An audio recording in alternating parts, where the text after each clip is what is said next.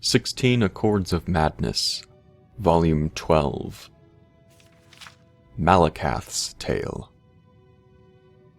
In the days before the Orsinium's founding, the spurned orc folk were subjected to ostracism and persecutions even more numerous and harsh than their progeny were accustomed to in our own age. So it was that many champions of the Orsimer traveled, enforcing what borders they could for the proliferation of their own people. Many of these champions are spoken of yet today. Among them are the Cursed Legion, Groma the Hairless, and the noble Emig Groa. This latter crusader would have certainly risen to legendary status throughout Tamriel, had he not been subject to the attention of certain Daedric princes. Emig Groa was the bastard son of a young maiden who was killed in childbirth. He was raised by the shaman of his tribe, the Grilla in the peaks of what we now call Normar Heights. Late in his 15th year, Emig forged by hand an ornate suit of scaled armor, a rite of ascension among his tribe. On a blustery day, he pounded the final rivet, and draping a heavy cloak over the bulky mantle, Emig set out from his village for the last time. Word of his exploits always returned home, whether defending merchant caravans from brigands or liberating enslaved beastfolk.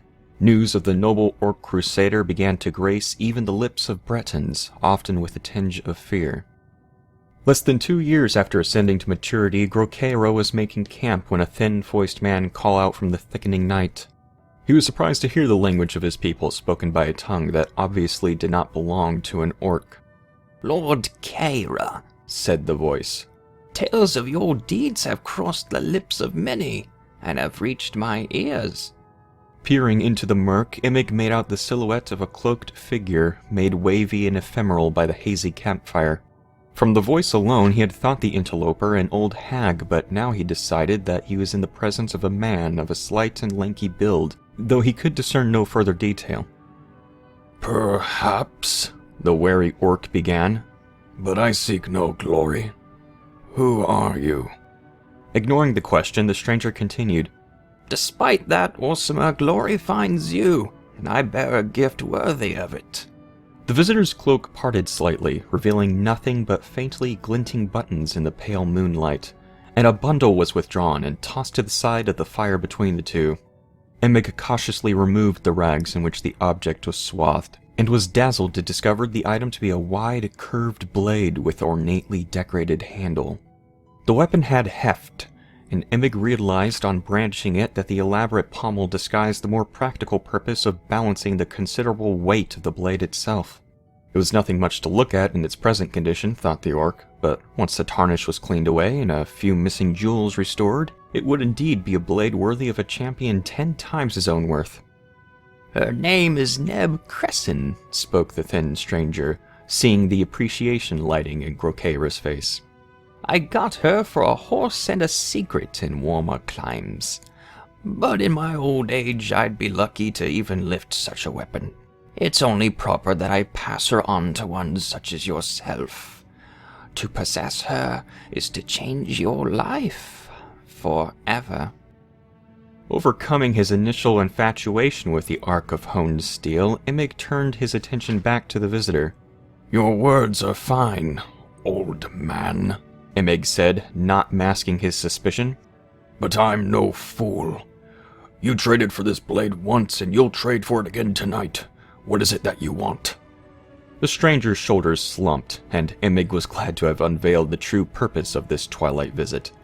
He sat with him a while, eventually offering a stack of furs, warm food, and a handful of coins in exchange for the exotic weapon. By morning, the stranger was gone. In the week following Emig's encounter with the stranger, Neb Crescin had not left its scabbard. He had encountered no enemy in the woods, and his meals consisted of fowl and small game caught with bow and arrow. The peace suited him fine, but on the 7th morning, while fog still crept between the low-hanging boughs, Emig's ears pricked up at the telltale crunch of a nearby footfall in the dense snow and forest debris. Emig's nostrils flared, but he was upwind. Being unable to see or smell his guest, and knowing that the breeze carried his scent in that direction, Emig's guard was up, and he cautiously drew Neb Crescin from its sheath. Emig himself was not entirely sure of all that happened next. The first moment of conscious memory in Emig Groa's mind after drawing Neb Crescin was the image of the curved blade sweeping through the air in front of him, spattering blood over the virginal powder coating the forest floor. The second memory was a feeling of frenzied bloodlust creeping over him, but it was then that he saw for the first time his victim. An orc woman, perhaps a few years younger than himself. Her body a canvas of grisly wounds, enough to kill a strong man 10 times over. Emig's disgust overwhelmed the madness that had overtaken him, and with all his will enlisted, he released Neb Crescent from his grip and let the blade sail. With a discordant ringing, it spun through the air and was buried in a snowdrift. Emig fled the scene in shame and horror, drawing the hood of his cloak up to hide himself from the judging eyes of the rising sun. The scene where Emig Groa had murdered one of his own kind was a macabre one. Below the neck, the body was flayed and mutilated almost beyond recognition, but the untouched face was frozen in a permanent expression of abject terror. It was here that Sheogorath performed certain rites that summoned Malacath, and the 2 Daedric lords held court in the presence of the disfigured corpse. "Why show me this, mad one?" began Malacath once he had recovered from his initial, wordless outrage. "Do you take such pleasure in watching me grieve the murder of my own children?" His guttural voice rumbled, and the patron of the Orsimer looked upon his counterpart with accusing eyes. "By birth she was yours, brother outcast," began Sheogorath, solemn in aspect and demeanor. "But she was a daughter of mine by her own habits. My mourning here is no less than your own, my outrage no less great." "I am not so sure," grumbled Malacath. "But rest assured that vengeance for this crime is mine to reap. I expect no contest from you. Stand aside." As the fearsome prince began to push past him, Lord Sheogorath spoke again. "I have no intention of standing between you and vengeance. In fact, I mean to help you. I have servants in this wilderness, and can tell you just where to find our mutual foe. I ask only that you use a weapon of my choosing. Wound the criminal with my blade and banish him to my plane, where I can exact my own punishment. The rights of honor-killing here belong to you." With that, Malacath agreed, took the wide blade from Sheogorath, and was gone. Malacath materialized in the path of the murderer, the cloaked figure obscured through a blizzard haze.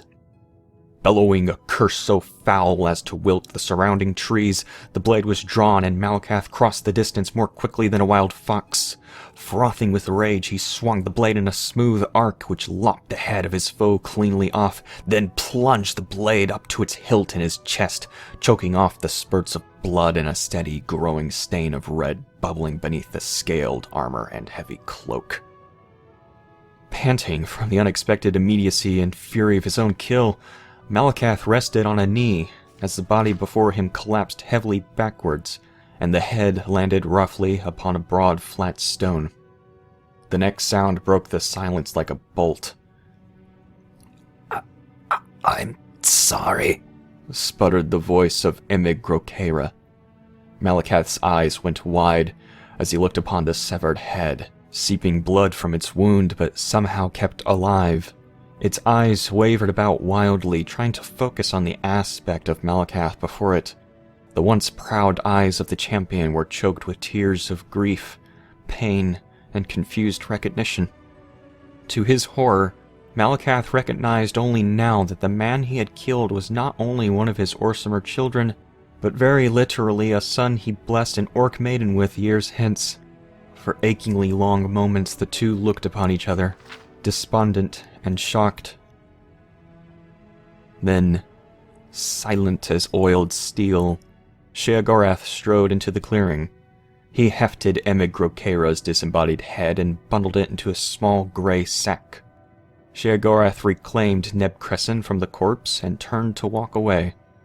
Malacath began to stand, but kneeled again, knowing he had irreversibly damned his own offspring to the realm of Sheogorath, and mourned his failure as the sounds of his son's hoarse pleas faded into the frozen horizon.